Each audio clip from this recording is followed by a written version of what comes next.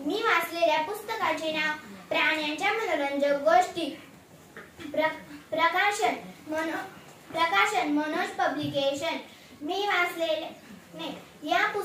वाचलेल्या पुस्तकाच्या मुखपृष्ठावर अस्वलाचे, शेळीचे, माशाचे चित्र दिलेले आहे. मी वाचलेल्या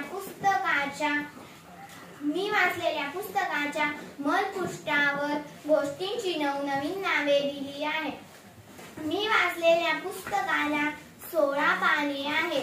मी वाचलेले पुस्तक 25 रुपयांचे आहे. हे पुस्तक वाचल्यानंतर मला पुढील बाबी लक्षात आल्या.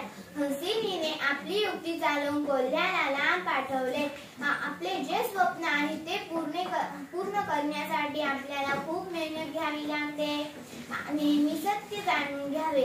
आपण दुसऱ्याला त्रास द्यायला जातो, पण तो त्रास आपल्यालाच होतो.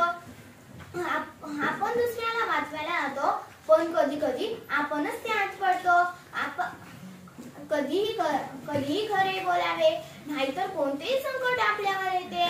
कधीही दुसऱ्याला त्रास देऊ नये. नेहमी सत्याचीच नाही. कधीही खरे बोलावे, कधीही दुसऱ्याला त्रास देऊ नये.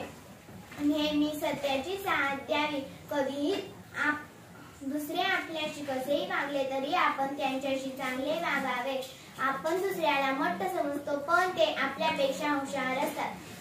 कधी दुसऱ्याला मट्ट समजू नये. ह्या पुस्तकातून मला खूप शिकायला मिळाले. हे पुस्तक